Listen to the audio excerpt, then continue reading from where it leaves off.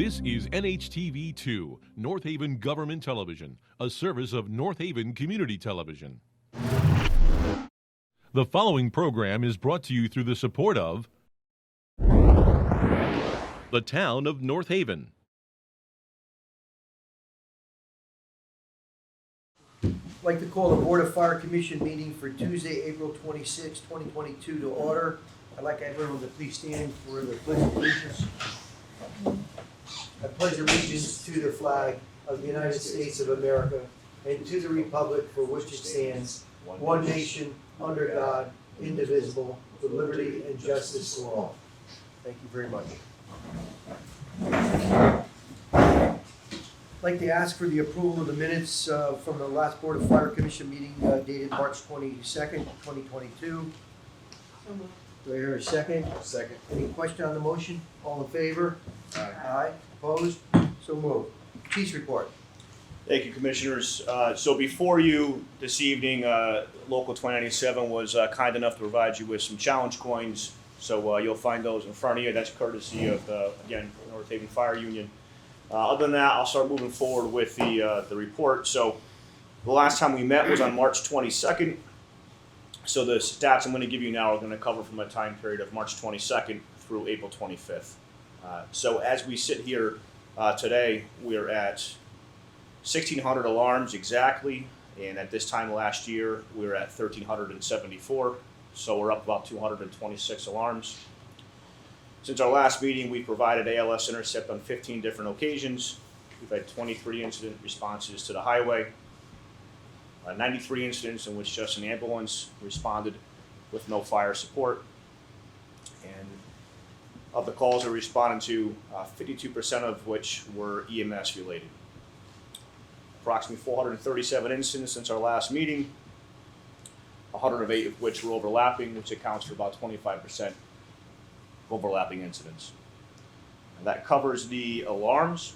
Regarding the budget, at this time we are at 76% of the budget. This covers through the end of period 9. At this time last year, again the end of period 9, we're at 78.4%. Regarding fire marshal permit fees, it was a busier month than normal. We collected just over $50,000 in permit fees since our last meeting, which brings us to a total this fiscal year of just over $230,000. EMS billing, as we get again through period 9, is at almost $53,000, and that covers the budget. Regarding the fire marshal's office, you're each provided with a list of fire marshal activity, inspections, and so forth from the month of March. So again, a total of 57 inspections in total. 16 code violations were found, 6 remaining, which we're going to follow up with. It resulted in 1 abatement order. There were 72 different plan reviews and permits that were processed in the month of March. There were, again, this is new stats that we're covering now. There were 10 requests for public records and 46 different public inquiries. Regarding the specific items which kept the inspector particularly busy, and some others in my office, you'll see churches were due. They happen to be due in the month of March. Churches are an annual requirement. So there were some issues with some various churches in town that were taken care of, and some multifamilies and so forth. A couple of apartment complexes which we had to take care of some issues with, but it's all there for you to review. Otherwise, we're continuing with the town-wide department meetings. That seems like it's going to start becoming busier and busier. Again, that's where we're inviting anybody who's developing property or considering purchasing property and needs to meet with a series of different departments throughout town. We invite them once a month, either by Zoom or in person, to attend a meeting. It's held at fire headquarters, and all the different department heads or department representatives are present during that time to answer questions and to move that project forward as fast as possible. Otherwise, as discussed in the past, we're also moving forward with the construction fire safety plan, and with one particular apartment complex being built at this time, that will be essentially the first time that we start to implement that construction fire safety plan. It's not something that we've heavily enforced in the past, but it's something that we need to start doing so in the future. Other than that, the only thing I have under business is on May 28th, the department will be going live with the fourth staff shift here at Montauk with an ALS staffed engine. Again, that will be May 28th, which is a Saturday. Happens to be the same day as the Memorial Day Parade. And that's what I have for a chief report. Any questions of the chief regarding his report? I have a couple.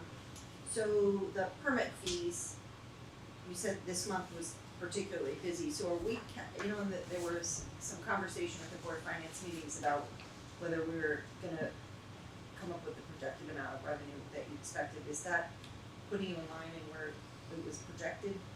I believe we projected about 400, I want to say, in income for fire fees. So with that, we're a little behind, Okay. but that can change fast with a couple of weeks. I mean, there was 1 week in there that were $26,000 alone. So all you need is some weeks like that, and it catches up pretty fast. Okay, The spring is typically when it's the busiest. okay, Well, we're at 230,000 year-to-date at this point. Correct. And the conversation regarding the building permit fees, they're a little bit different because they also collect for residential, whereas we don't collect for residential, so they're kind of on a different schedule than we are. right. Okay. And then what is the fire safety, can you tell me, just a little background to the fire? The fire we just safety plan? Talked about the fire safety plan. Yeah, so there's specific code that references that during construction, access to the site must be maintained at all times. As soon as a water source is available, it has to be turned on and activated and maintained at all times. It's more or less construction safety as well. So there might be some fire extinguisher training that has to take place, hot permits, working with the construction crews on scene during different periods of hazardous conditions that might be present, so that we can work with them in case there's an injury that occurs. It's really more or less above and beyond fire. It's covered under the fire and building code, but it's not things that we've necessarily had the ability to be on site in the past and enforce. It's kind of what I consider to be the last piece that we haven't yet implemented.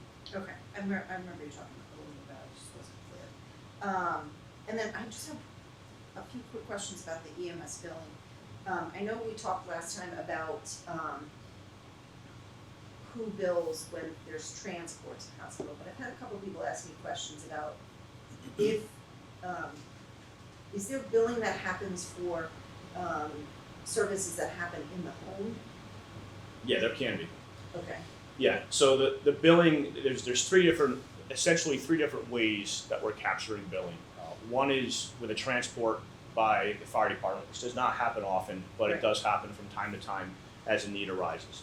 So that would trigger one type of billing. Another would be that if our paramedic provided support on the way to the hospital and we needed to provide support because of the fact that there may have been 2 EMTs provided and there was an ALS intervention that was needed, that would be another type of billing. And then a third type of billing would be that if the incident is coded as the potential for an ALS intervention to be needed, so only in that case, and if a paramedic arrives on scene and, we have to remember that the dispatcher is asking only so many questions to try to differentiate that need of ALS or BLS in a very short period of time.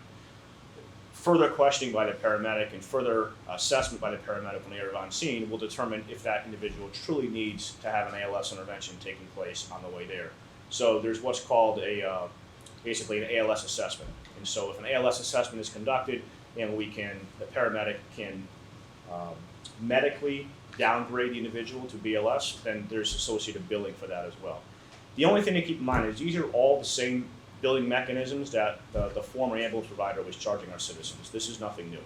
I know, it's just people have asked about it, I'm just Yeah. trying to get it, I'm trying to wrap my head around it for when people ask. Like, Sure. if a question came up on, and I didn't have the answer to give them, if Nelson comes and the paramedic rides, does both Nelson and the fire department bill?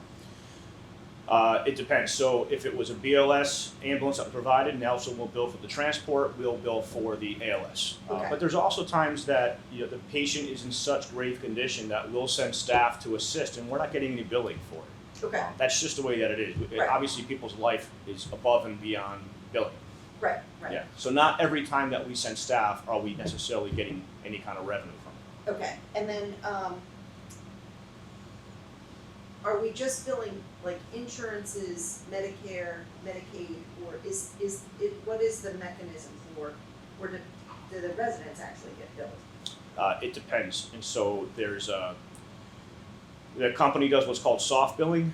So they will reach out to the resident, and we work with the hospitals. So the reports that we provide to the hospital sync up with the hospital reports.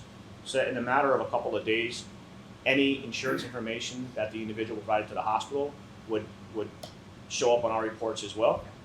And that helps so that not everybody's asking this individual for insurance information, which really isn't their primary concern when there's a medical incident going on. So we link up with the hospital. We're able to obtain any insurance information out provided to the hospital and bill the insurance providers. Okay. Okay. That's it. Very good. Any other questions of the chief regarding his report? Hearing none, we'll move on to correspondence. Chief, have you received any correspondence? I've only received correspondence, and it's becoming more routine. We used to receive a lot of written notes. I'm getting a lot of emails now thanking for service. So in the last month, I've probably received 3 to 5 of those. Okay. Any commissioners receive any correspondence? Hearing none, move on to old business for the department. So I just wanna give, we've talked about the budget, so I figured instead of talking about it under the chief's report, I just wanna give, I went to the board of finance meeting, they approved the budget, as was requested, which is a really good thing.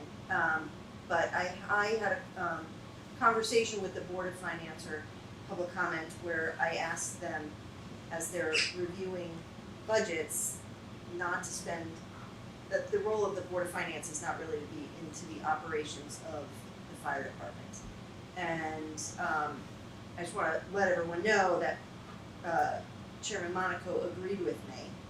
And his comment to me, and I said to them that the role of the commission is really to be working with the chief and overseeing things that relate to operation, not necessarily the Board of Finance. And so like I said, he agreed. His comment to me was that, that the fire commission should be looking at policies and procedures and things like that, and that should be where the oversight came. So I think that's an important thing to share, in terms of that's the expectation that it will fall to us. And so I think that's kind of a good step forward, given that, a couple of years ago, there was that whole committee that was put together. So. Well, I agree with you, I've had discussions with Chairman Monaco, and certainly the public knows, and certainly this commission knows that I had great concerns about their involvement in the operations of the fire commission and the fire department. They saw fit to create this subcommittee. That subcommittee findings agreed with 85% of what we originally agreed to. There was a couple of points that were made that we were not in agreement with and continued not to be in agreement with because they were attempting to change policy in operations, and that wasn't going to happen. So I think the Board of Finance understands what their role is. We certainly understand what our role is. So I'm very pleased that they approved the budget as written. I was in agreement with that. I was not in agreement with many of the comments that took place at the previous town meeting, looking not to support the firefighters that were proposed and police officers and to reduce the Board of Education budget. So I'm looking forward to the next town meeting where all residents will have an opportunity to voice their opinion, and look forward to the approval of the budget during referendum. So I'm pleased that they did that. Yeah, the other thing is, I know we've been talking about trying to get the budgets monthly, and I don't know what the, somehow or another, the police department is getting the police department budget and reviewing it. I don't know what the process is to have that happen. But the other thing I think that would be helpful is, you know, as we're looking at the budgets monthly and getting to know what the issues are. As I said, I go to the Board of Finance meetings on a regular basis, and certain things get brought up over and over again. The encumbrances get brought up over and over again, and I did mention at the last meeting about the change in the POs, and that's impacting the encumbrances. But I think the more we know what is going on, the more we can speak to it when there's, you know, misinformation about it or questions about it. So I don't know if we can reach out to the police commissioner and find out exactly how they're getting their reports. The other thing is, I did also reach out to a commissioner in Brantford, because there's been some comparisons of the two fire departments that have been made. And when I was talking to her about that process for them, they actually, her comment to me was that they build the budget with the chief. And I don't think she means that they sit down and say you should spend this amount of money or this amount of money. I think they just review it, basically. But their budget in Brantford works more like the Board of Ed does here, where they have their revenue that's pulled in, and they have their revenue numbers, so that you can, because when you're examining the department's budgets, as we've talked about in the past, we should be looking at it as a whole. And I think the more we can keep presenting that picture to the Board of Finance, that you can't just look at one or two line items, you need to look at the revenue that's coming in, and then look at the expenditures. And in Brantford, they get, when the Board of Finance, if they get cut, they get to choose which line item it comes off of, which is very different than how it works here, where the Board of Finance is going in and saying, oh, you don't need this, you don't need that. So, so anyway, I think this reviewing the budget is an important piece for us, because it's a tool for advocating for the fire department. So that was my basics under the budget and old business. And then the other thing was just to get an apparatus update in terms of. Sure. Yeah, so where we're at with apparatus right now is the engine that was struck on the highway. It's going to be repaired. It's not something that we're gonna have to total out. The issue with it is I had every intention of keeping that in service. I had hoped that last we left off at this meeting with a conversation that there was an appraiser from the opposing insurance company that was gonna be visiting.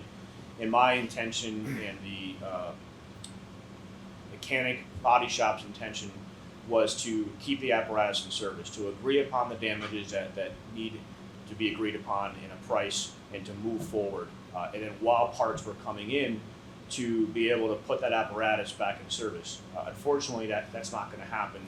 In order to get to the root of some of the damage that was in the front of the cab area, beneath the wheel, and so forth, and remember that engine actually lifted off the ground when it was struck. They're not able to re-secure the cab, so remember that the way that a fire engine, you get to the engine compartment beneath, it's not like your car where the hood opens. In this case, the whole front cab opens from the back forward. The whole thing lifts up. They weren't able to re-secure the cab back down into the body of the apparatus.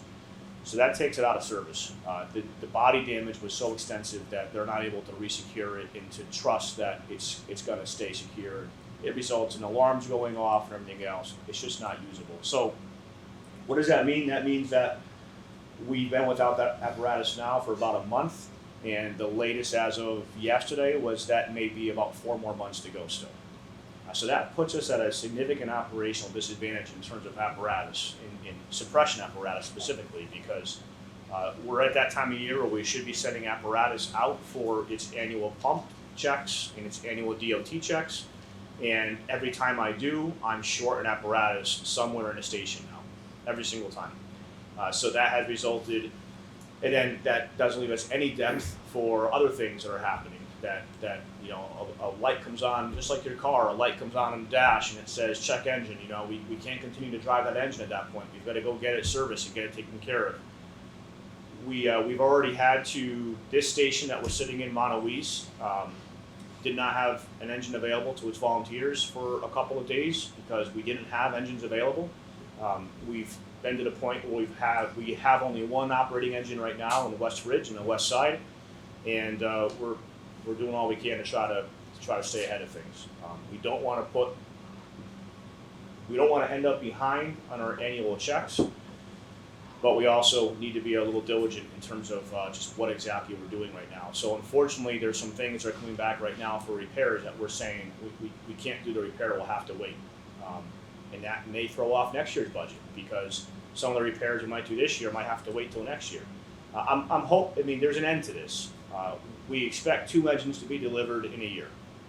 So you don't hear me making a lot of noise about this because there's a resolution on the way, and so really we're at the mercy of timing at this point.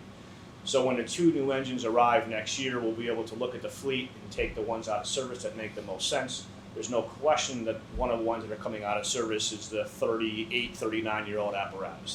That's a given. It depends what happens between now and then, what the other one will be. And at that time, we'll be in a much better condition, and we won't have the short staffed apparatus that we do right now. And even the maintenance line will start to stabilize because we'll have a newer fleet for the first time versus an older fleet. So Chief, that's where is we're at. there, Are we still looking at 12 more months before the new apparatus arrives? Yes. And those were ordered last summer. Right. isn't there any place where you can borrow or lease one when there's an emergency? Yeah, so the local vendor in town has made it available to us that if we get into a bind, we can do that. It's not my first pick. There's a cost associated with it, obviously, but there's various things on it that are different. And you know, as you know, being a volunteer, you know, you need to be able to operate these pumps and operate the compartments essentially with your eyes closed. In fact, we train individuals to open the compartment, reach in, and find something with your eyes closed because you don't always have light available to you on scene. So in a pinch, we might be able to use something like that. If we have another catastrophic loss of an engine, that may be something to have to do. Right now, it's a day or two at a time at the most, and we're getting by. And what about the rescue, yeah. Yep, so the rescues, the one that we were having ongoing issues with, which happened to be the newer one, it was the International. It was, it had an entire engine replaced on it under warranty. We talked about that, I believe, over the last meeting. That one has since returned back to the station within only the last week with a new engine that was covered under warranty. The issue is it's still we still suspect it's going to continue to have issues. If you talk to other departments that are running this particular model of a rescue, they're having issues, they're turning them in. We don't know that we'll ever be able to trust that apparatus to serve as a rescue again, to serve as a critical role as a rescue. So we're going to retire that apparatus as a rescue and make that into a we haven't quite figured it out yet, but it will probably be some type of utility truck for us. Carry special hazards, carry cold water rescue, carry the things that right now live in a trailer and are buried in a parking lot sometimes, might be able to find their way onto this. And this has significant towing capability as well because it's a big chassis. And so even 2 of the trailers that we have that are really large trailers, this could pull without a problem. So we're probably going to repurpose it for that because it will serve in a role where it won't be as critical and it won't be used anywhere near as much. And we do have another rescue that was ordered through ARPA funding. We are very fortunate in that. Again, and I'll throw the plug out there now. New England Fire Equipment, which is our local apparatus dealer. I contacted the owner there probably about 2.5, 3 months ago to find out what options he had available for us for a rescue. At the time, we didn't even know that we were going to have the repair done on the rescue. And he happened to have one there, and it's a new chassis and a repurposed box from a rescue from a department that had what we're getting rid of. And we were able to make a purchase on that. And so that should be available in the next 30 days or so. I expect to take delivery of that. And where will that one? So that's gonna be out of headquarters. So the same thing, we'll still continue to have, Are both of them at headquarters? yeah, we'll still continue to have 2 rescues, both out of headquarters. This will be one, and then the older of the 2, which we had, is still fine. A lot to follow with the apparatus. There's a lot going on. And Chief, the ladder trucks are doing okay? Ladder trucks are well. They're both not giving us any problems at all. Good. And we're fortunate that, we're experiencing an engine shortage at times, but when one of the ladder trucks need to be serviced, we're able to stagger them being out of service so that we're not completely at a disadvantage. So that's working out really well. Anything else under old business? Chief, the training center, where are we with the? The training center is pretty much complete. The only thing that we're holding off on right now is the articulating roof on the front. It needs to have some hardware installed in order to truly make it move up and down, and that hardware's been on back order. So that's the last little piece of the project that's on hold, but it's not keeping us from using it. We're using it every day. We're using it. So the site has been cleared by Public Works? Yeah, we're thankful for DPW. Yeah. They were able to clear the site and put down millings which support the apparatus, and so they did about 50% of what we're looking to cover eventually, but it gets us back there and it gets us operational. And water's in place? Water's not in place yet, but we have the means to do so soon. Okay. And we're using the training tower? Oh yeah, every day. Okay, good. Perfect. Any other comments, old business? New business for the fire department? I'm not aware of any new business. I have 2 Go ahead, Jen. things. Volunteers. Someone had asked me about the cost. They were under the impression that for someone to volunteer, there was a significant cost to themselves up front. Can you kind of talk about? For the volunteers Yeah, themselves? they were talking about having to go to fire school 1 and 2 and the cost of that and then cost of equipment. So I just want to get clarification and Sure. about it. Yeah, so the normal process that we have is when a person expresses an interest in becoming a volunteer, we ask that they come around for a few weeks, and they typically will attend the drills on a Wednesday nights at the company. When I say the company, the volunteer station that they live closest to, because that's typically where they're going to join if they live closest to that station. So we'll ask them to come around for a few weeks and really understand what volunteering is all about. They meet some of the volunteers, and they have some good conversations about training and so forth. And I got to tell you, that's working out really well lately, because having the training tower and I actually spent about an hour talking to a prospective volunteer a couple of weeks ago who happened to be there checking things out, and just for once being able to actually see what firefighting was all about versus imagining it was very impactful. So what that did for us was allow people who are coming in to really see what they'd be expected to do, not only in terms of firefighting, but in terms of training. So we'll take that prospective individual, we'll get to know them for a couple of weeks, particularly the volunteers. Then that results in an application being put together. The application is submitted to my office, and then that individual will be scheduled for an interview. We hold interviews once a month with an interview committee. The interview committee is made up of a resident of the public and 3 representatives of the volunteer department and the deputy chief of administration, which is Dave Marcarelli. And they will interview the prospective volunteer. Most of the time, there's not any issues that arise. It's more or less a conversation. And from there's a background check. There is a small cost to the background check because it costs us. I don't know why. You would think that there would be no charge like there is for teachers or something, but that's not the case. So I believe it's like a $15 or $18 charge for. Teachers get charged, I just. They do, all right, Okay. for an FBI background check. But that doesn't stop the process, which is why every time that you approve a volunteer, you always say pending a national background check. Right. So there's a few dollar charge for a national background check. that gets sent off, and then they continue on. And essentially, once they're through the interview and once they're through this meeting, they're allowed to start becoming what we would call a probationary member.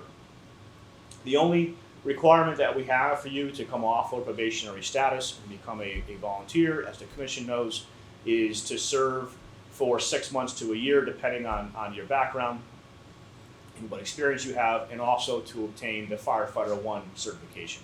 That is the legal class that the town needs to have the individual pass so that we can put you into an environment where you're essentially putting your life at risk. So that is something that is required by the state. So that class is where you typically find that somebody is either going to make or break it. When I first became chief, there was obviously a lot more individuals seeking to become volunteers at that time too. Even going back before that, you have a lot of people that think they want to volunteer, and for one reason or another, they find out during that Firefighter 1 training that it's not for them. They either find that they're claustrophobic, they find that they're afraid of the dark. When I say the dark, like not the lights off. I mean, they're afraid of, they can't see their hand in front of their face because the smoke is so thick and they got to crawl out. They're afraid of heights, any number of things. We can't put you through that kind of training until you are truly in that environment where you're training with the right number of instructors and the right ratios and so forth. So what we were finding was people were going to take this Firefighter 1 class and then dropping out. Even academics is I wouldn't say it's a hard class, but it's certainly not something that you can just sit through and not necessarily apply yourself afterwards. The Firefighter 1 class costs anywhere from $800 to $1,600. Depends on where you go to obtain a certification. We typically will recommend 1, 2, 3 places depending on the time of year. Sometimes a year there's more options than others, but we don't have a preference on where you go. At the end of the day, you come out with the same certification. For the longest time, the town was incurring that cost, but what would happen was with about a 50% failure rate, we were eating that cost, and we were eating that cost for people who would go for a couple weeks and say, this isn't for me. So I changed that. I changed it where now the individual has to put that money up front, but as soon as they pass, they show us the state certificate and they show us how they paid for it, and we reimburse them within 2 weeks. There's no other cost. We take care of the gear, we take care of the equipment, we pay for everything else. There are some departments who will charge a volunteer for equipment and for the air pack and for the gear, but we don't do that. The only cost that we're expecting somebody to take on is the cost for that initial class to make sure that they're going to stay committed to it. And if they leave, even after graduating, we don't seek repayment. We just want to make sure that you pass the class. And then the other quick question I just had is mutual aid numbers. Do we know how many times we gave and not? Yeah, so I was able to pull numbers for just this calendar year. So in this calendar year, we received mutual aid twice from East Haven. We received mutual aid once from Hamden and provided mutual aid 4 different times. We received mutual aid once from North Branford, and we provided mutual aid twice to Wallingford.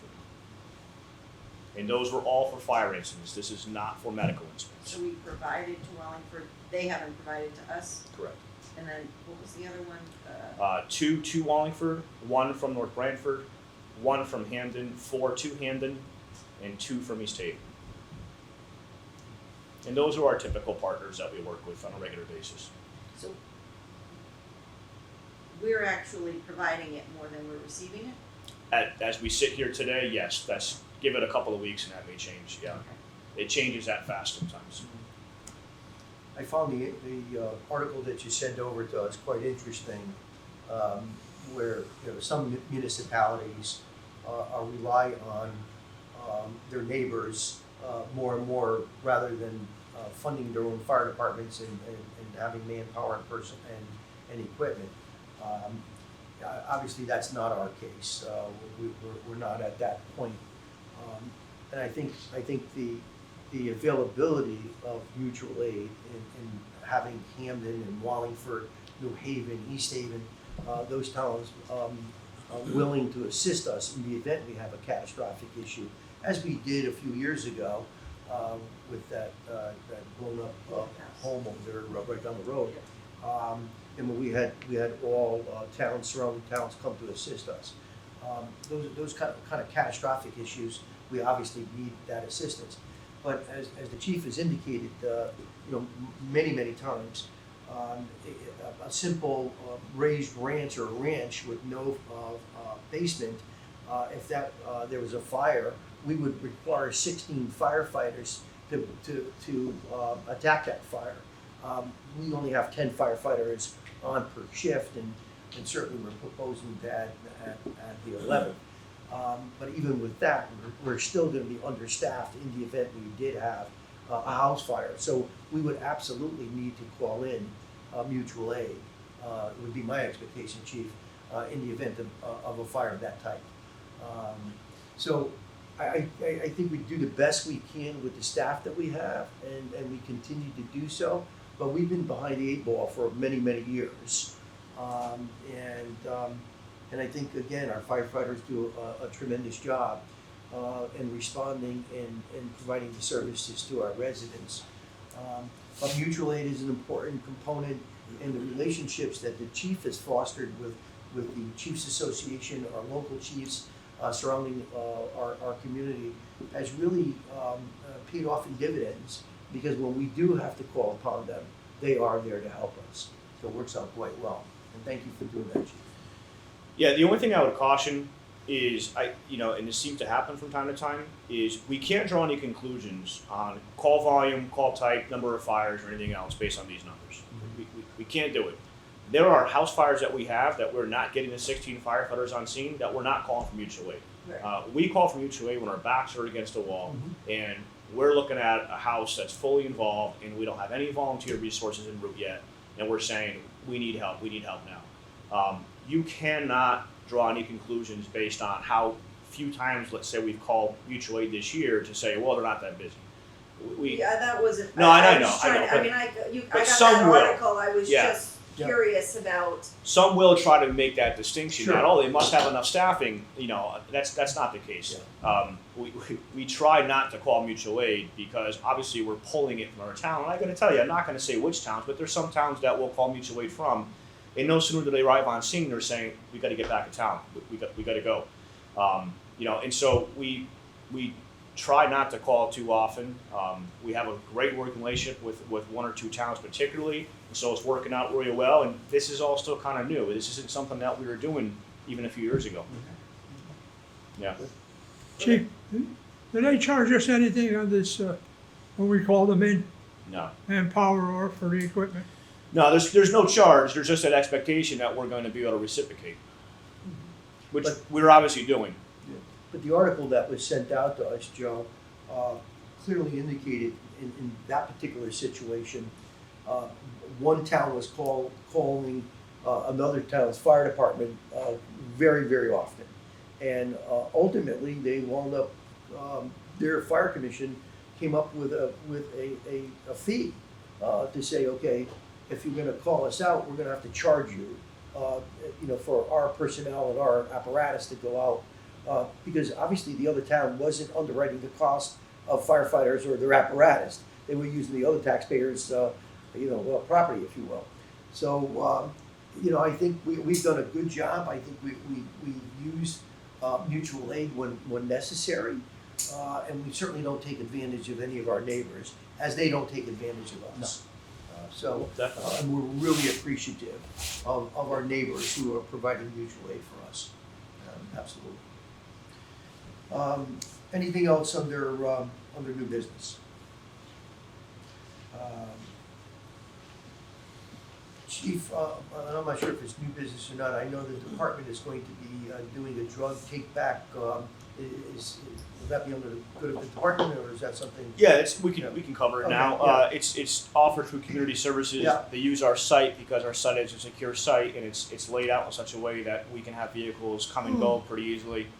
So we're happy to accommodate that once again, and the police department will be involved in that, as well as I believe a representative from the DEA. Very important for the public to understand this. Any of the medications that you have that are in your medicine chest that you're not using, that are expired, you're no longer using, keep them in the original packet, bring them down to the fire department. That's on Saturday, is it, Chief? Yes. And they will be appropriately disposed of. Thank you for hosting that and for the police department to participate in that.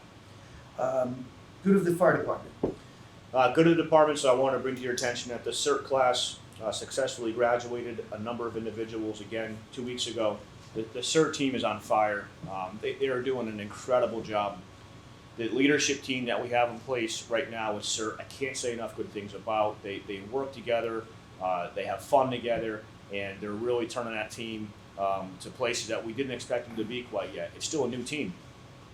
So they're up to 50, 60 members right now. They train regularly, and they expect to do another initial training class in the fall. But I was honored again to attend their graduation class and swear them all in, as I have to do by statute, state statute, swear them in into the CERT team, and they're available to us when needed and upon activating. Otherwise, I was able to roll out the new patch design to the staff this week. The commission did approve it in the past and has seen it in the past. I'll provide you with the patches and the literature that was sent out to the staff just this past couple of days, so that you can see at least what was sent. It's good to see that we're updating our patch. Can't get a good answer on when it was last updated. It sounds like it was late 70s, early 80s, and it was well overdue.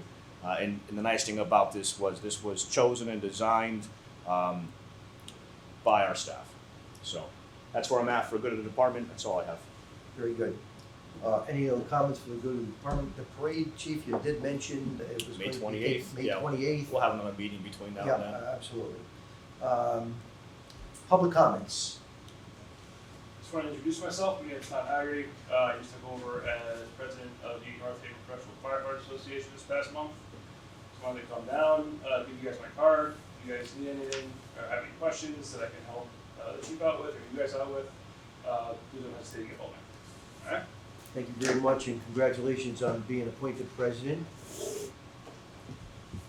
So look forward to working with you. I'll also import the contact info here. Okay, great. Thanks very much. Yeah. Any other public comments? Thank you.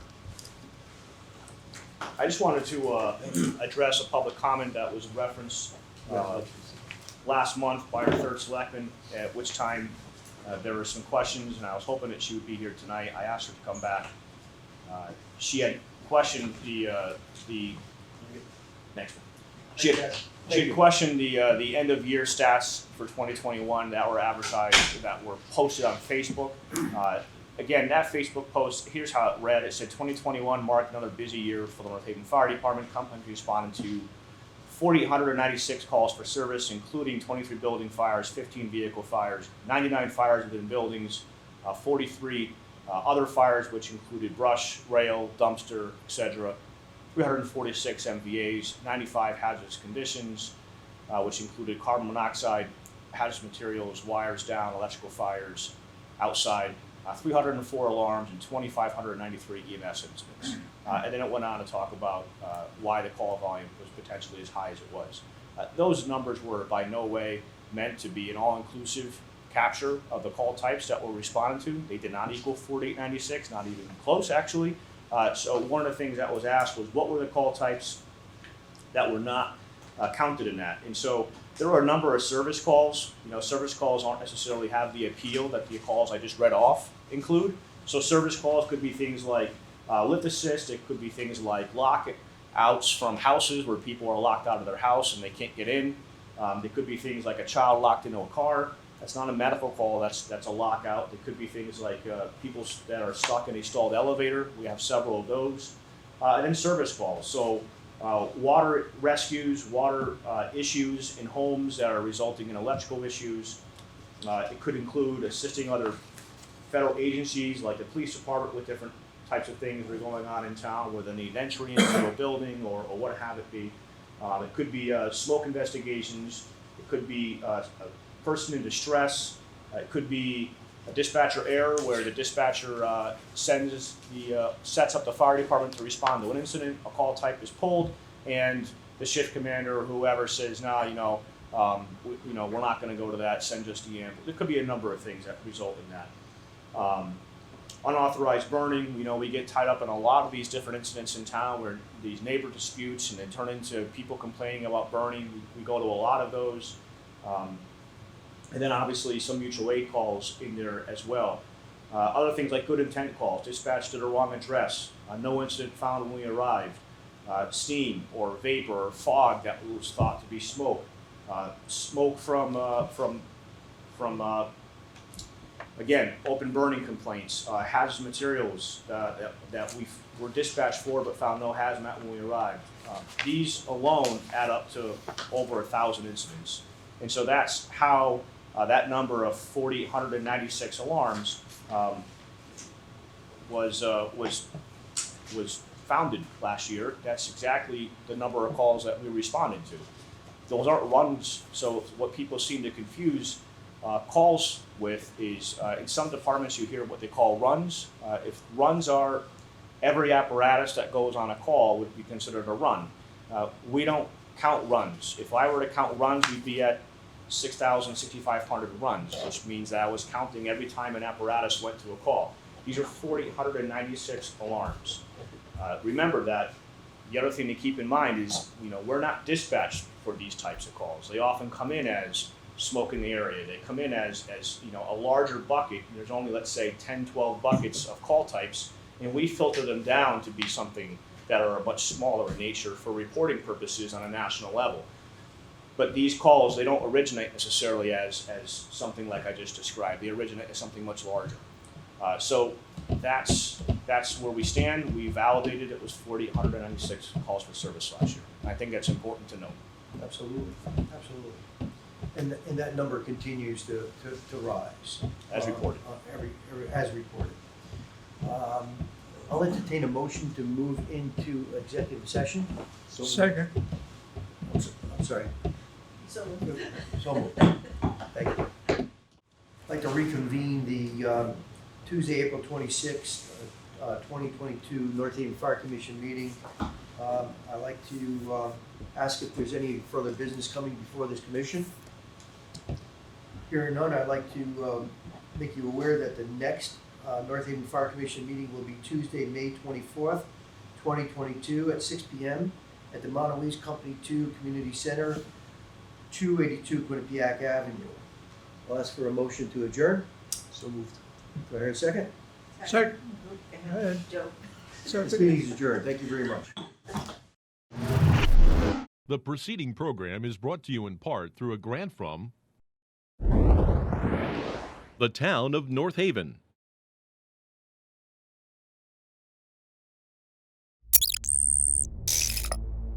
Watch town meetings or other videos on demand at nhtv.com.